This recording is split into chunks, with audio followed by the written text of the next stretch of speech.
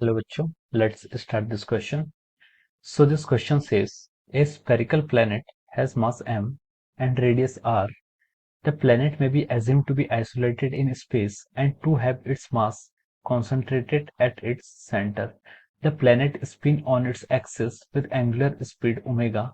A small object of mass m rests on the equator of the planet. The surface of the planet exerts a normal reaction force on the mass.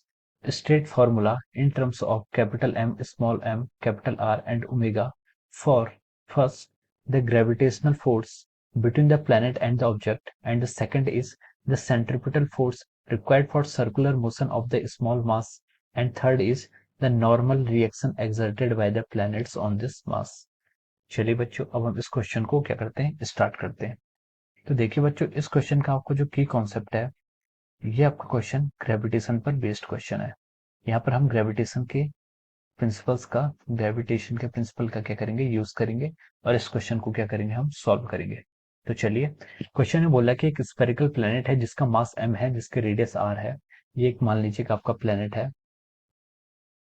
ये planet है जिसके radius आपको question में कितनी given की, r को given किया है, उसका मास हमें m दिया हुआ है। The planet may be assume to be isolated in space and have its mass concentrated at its centre. इसका सेंटर पे इसका सारा मास क्या कॉन्सेंट्रेटेड है, यानी कि इसे पॉइंट मास की तरफ ट्रीट करना है। The planet spins on its axis with angular speed omega. जो प्लेनेट है ये अपनी एक्सिस के अराउंड क्या कर रहा है, स्पिन कर रहा है। एक्सिस के अराउंड स्पिन कर रहा है कि मान लीजिए ये क्या आपका ये है, तो प्लेनेट क्या कर रहा है, यहाँ पर स्पिन मोशन कर रहा है अपनी एक्सिस के अबाउट। ये मान लीजिए इसकी एक्सिस है जो उसके सेंटर ऑफ मास से पास होती हुई जा रही है। इस एक्सिस के अबाउट क्या कर रहा है, आपका यहाँ पर स्पिन कर रहा है। तो उसने पूछा बोला कि the planet spin on its axis with an angular speed omega. A small object of mass small m rest on the equator of this planet. इस प्लेनेट के इक्वेटर पर, ये इस प्लेनेट का क्या है, इक्वेटर है, और यहाँ पर एक स्मॉल मास हमने एम यहाँ पर रखा हुआ है। Rest on the equator of the planet, the surface of the planet exert a normal reaction force on the mass। तो जो प्लेनेट का जो आपका हुआ है, प्लेनेट का जो सरफेस है वो इस स्मॉल एम पे क्या है, एक नॉर्मल फोर्स लगा रहा है।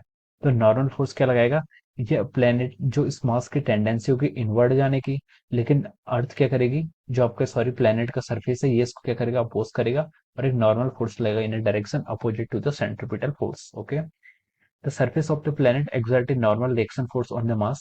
State formula in terms of capital M, small m, r and omega। ये सारी क्वांटिटी आपको यहाँ पर पहले से ऑलरेडी क्वेश्चन में डिस्क्राइब कर दी गई है।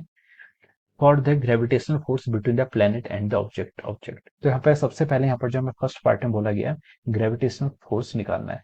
तो देखिए ग्रेविटेशनल फोर्स क्या होता है आपका, ग्रेविटेशनल फोर्स होता है G into mass of the object into the masses which both object, जिनके बीच में हमारा फोर्स ऑफ अट्रैक्शन लग रहा है। ठीक है, तो फोर्स, ग्रेविटेशनल फोर्स लिख सकते हैं हम जी इंटू किस ऑब्जेक्ट के कारण लग रहा है, ये प्लेनेट का है, इसका मास कितना है, कैपिटल एम, और जो आपका स्मॉल मास है उसका मास कितना है, small m, divide by r square. R के यहाँ पर रेडियस है। ठीक है, तो ये आपका क्या हो गया, ग्रेविटेशनल फोर्स हो गया।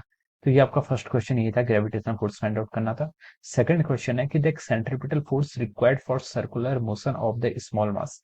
स्मॉल मास के सेंट्री कुछ सर्कुलर मोशन के लिए हमें कितना सेंट्रिपिटल फोर्स क्या होगा, रिक्वायर्ड होगा।